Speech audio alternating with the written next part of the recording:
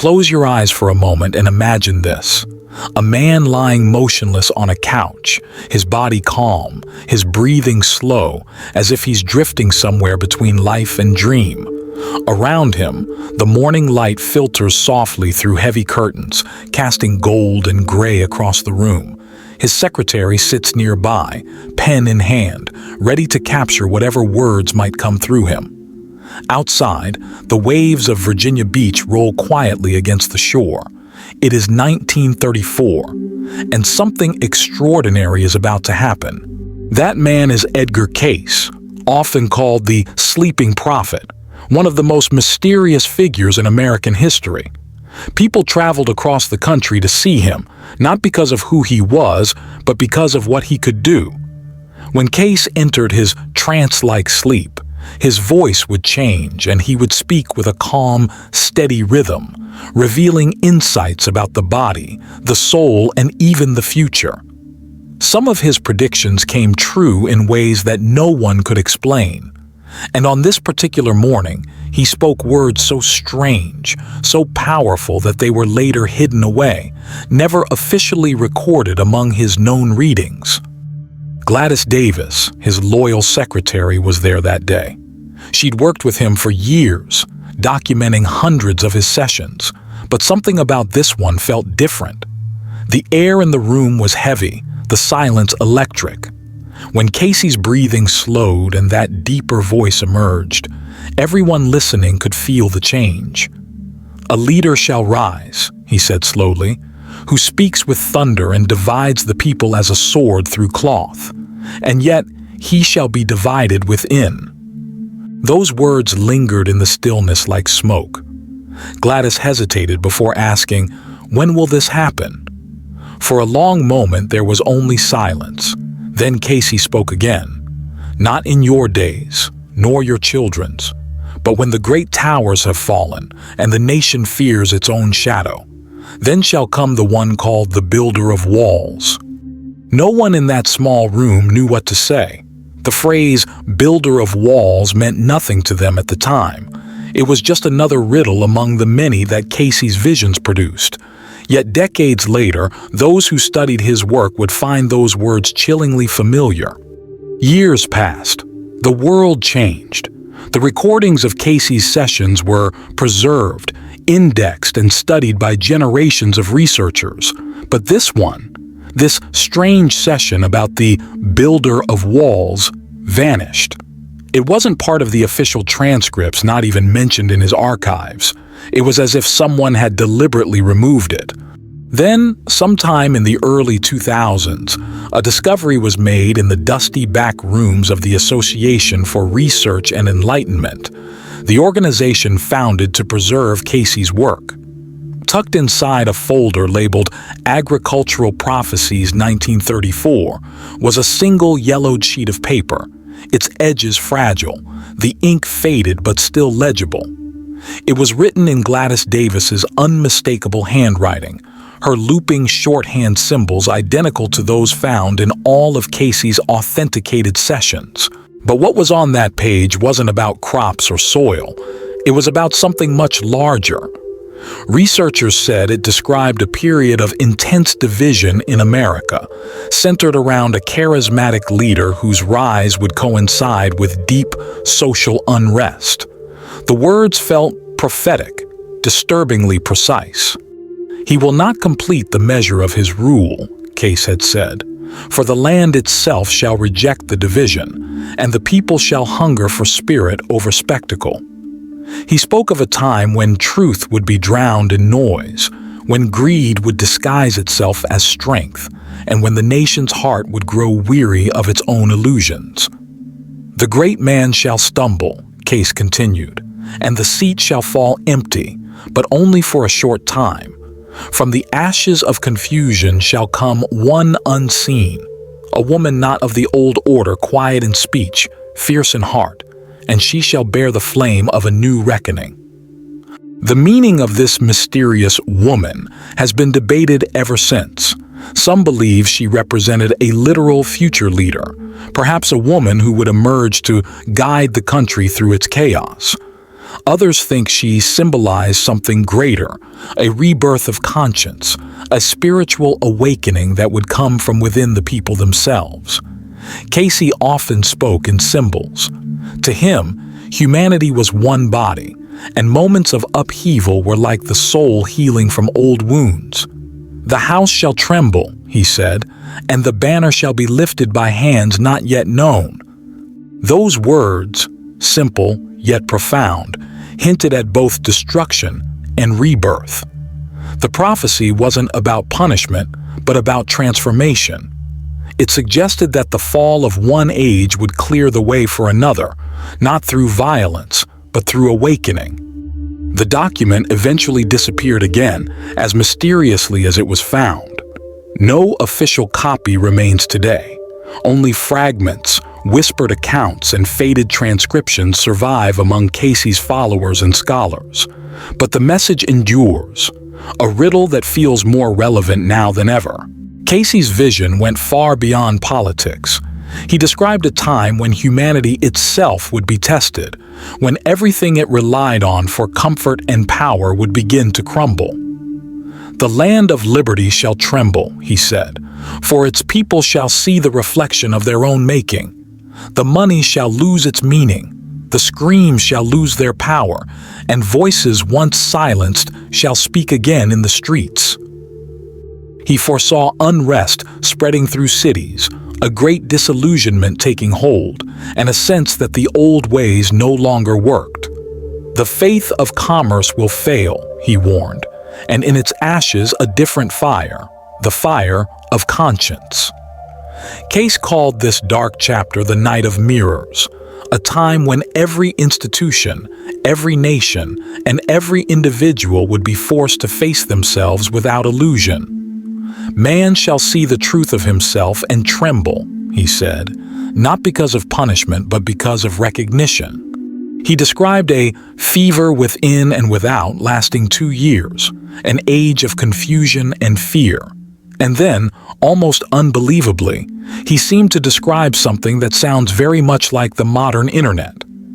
"The net of light shall encircle the earth," he said, "and in it shall be caught both the lie and the truth. Each shall mirror the other until men no longer know which is which."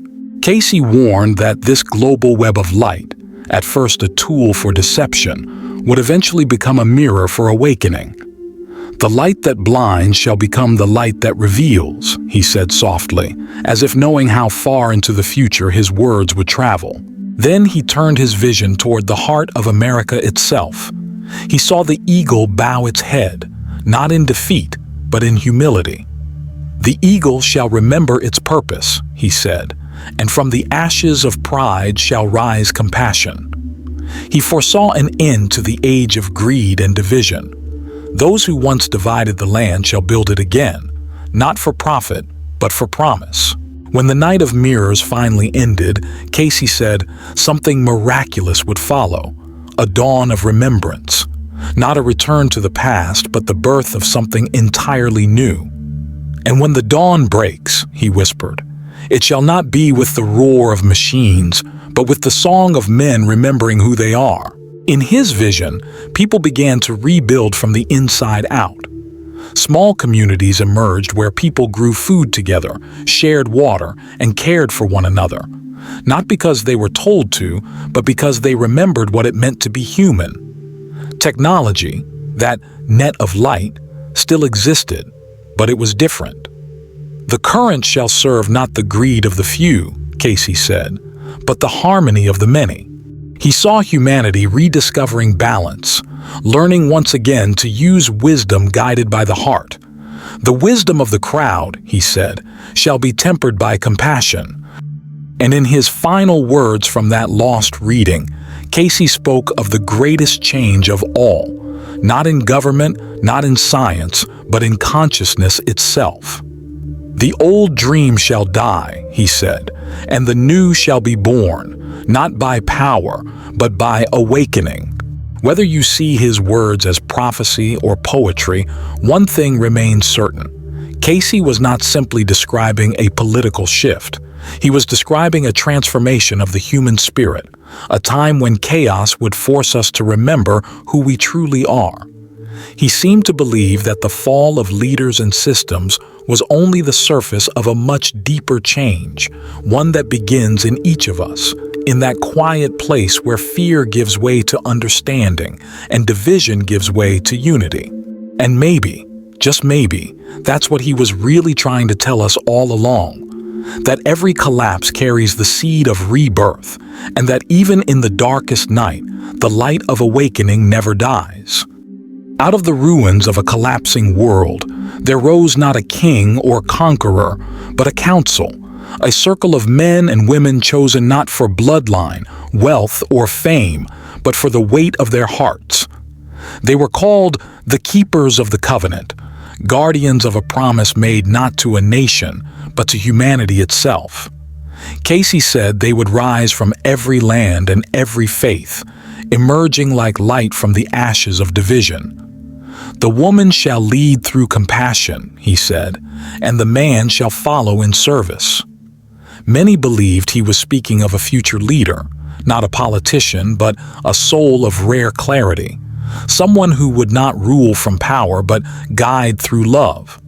Under her influence, he said, the house of the eagle shall find balance once more, and its wings shall heal. Slowly, the wounds of the old republic would begin to close. Cayce's vision didn't stop at leadership. He saw a complete transformation of the world's foundation, a redefinition of wealth itself. He spoke of an age where value came not from money, but from creation, where energy, wisdom, and imagination became the true currencies of life. In this new order, debt gave way to cooperation, and competition was replaced by community. People would trade skill for skill, heart for heart. He who teaches, Cayce said, shall be as rich as he who builds. And from this spirit of equality, a new generation would rise, children born after the darkness, carrying within them the light of memory. He called them the children of the dawn, souls born after the night of mirrors, a time of reflection and confusion, who would remember who they were even before they learned their names. They would not see race or flag or border. They would see only the spark of the divine flame within each being. They would walk the earth not as divided people, but as one awakening family. In that final reading, Cayce's voice reportedly grew softer, almost tender. Those who listened said it was as if he were speaking directly to the unborn. "Know this," he whispered. "The fall was not punishment, but purification. The earth that trembled shall heal. The hearts that broke shall mend. And from the ashes of pride shall rise a nation of purpose, its lost song heard again. Do not fear the night," he said. "It is only the mirror before the dawn." When the darkness lifted, Cayce saw a generation unlike any other, born between destruction and renewal, shaped by both technology and spirit. These children, he said, would not inherit the broken systems of their parents. They would dream differently. They are born with remembrance, he said, not of past lives alone, but of purpose. They know they have come before, and why. To them, the old barriers of nation and class would seem like ancient relics. Even the machines of their age, the digital remnants of a lost civilization, would be transformed into tools of creation rather than control. They would invent new ways to communicate, not for profit, but for connection. They will weave light into meaning, Cayce declared, and through their hands shall flow the art that heals, the thought that builds, and the word that awakens. Later interpreters believed he foresaw a world where human consciousness merged with living technology, machines that learned not to dominate, but to dream. The children, he said, shall teach the machines to dream of light. Education, too, would be reborn. Schools would no longer be places of obedience, but sanctuaries of discovery. Children would first learn to listen, not to authority, but to the quiet voice within. Cayce called it the voice between the breaths. "The wisdom of the future," he said, "is the marriage of heart and hand. To build without love is to build without life." In this future, cities glowed with green energy and open air. Transportation hummed in silence, powered by the same light that once only symbolized hope. People lived not apart from nature, but within it. Yet Cayce warned that even in this radiant world, a shadow would rise again, the echo of the old order seeking new form. "For even in light," he said, "darkness remembers its hunger, and once more men shall be tempted to bind what was born to be free." This test, he said, would not come through war or destruction, but through something far more subtle, the illusion of perfection. A gentle tyranny hiding behind harmony. The children of the dawn, born of unity, would one day face the temptation to control thought in the name of peace. When they forget that freedom is sacred, Cayce warned, the wheel will turn once more, for the soul of man is not meant to be managed but awakened. Yet even as he warned of this danger, his final vision overflowed with light. He saw a world bathed in gold, not ruled by nations but guided by truth itself. Humanity, he said, would live under the radiance of understanding, not the shadow of flags. His last words echoed through the stillness like a prayer for all time. The dawn will not come from the east, but from within. Each soul shall become its own sunrise, and in that light, the world shall finally see itself, not as divided but as divine. Then he added, "The Christ consciousness shall walk again, not as one man but as all mankind remembering." To this day, scholars debate whether the reading was genuine or apocryphal. They pore over yellowed pages, comparing strokes of ink and rhythm of tone. Some dismiss it as myth, a later invention meant to give shape to modern hopes. Others insist the voice is unmistakably Cayce's, the same rhythm, the same strange poetry that bridges time and soul. As with much of Cayce's work, the truth remains somewhere between revelation and mystery. But even if the origins are uncertain, the message remains timeless. It feels like a mirror held up to our own age, a world divided by ideology, fear, and pride, a civilization trembling under the weight of its own reflection. And yet, within that reflection, there is hope, the promise of awakening that comes only through truth and humility. Cayce's vision, whether prophecy or parable, reminds us that the dawn begins not in the heavens, but in the human heart. At the bottom of that ancient page, written in fading ink, was one final question, simple, haunting, and eternal. Shall man choose chaos or consciousness? For that choice alone will shape the destiny of his own making. Those words still echo across generations, asking us to decide what kind of world we wish to awaken into. So what do you believe? Did Edgar Cayce truly foresee the fall of a leader, perhaps even of an empire, or was he witnessing something greater? Maybe his vision wasn't about politics at all, but about the rebirth of the human spirit. History is full of forgotten warnings, but this one feels different. It feels personal, as though he were speaking directly to us, to this exact moment in time. Will we repeat the mistakes of the past, or are we standing at the edge of the very awakening he foresaw? If this story stirred something in you, make sure to like, subscribe, and ring the bell. Because the truth is, there's still so much hidden beneath the surface. So many secrets the world has chosen to forget. Share your thoughts in the comments. Perhaps the discussion we start today will be the beginning of something far greater. Sometimes the answers we search for aren't waiting in the future. They're waiting in us right now, just before the dawn.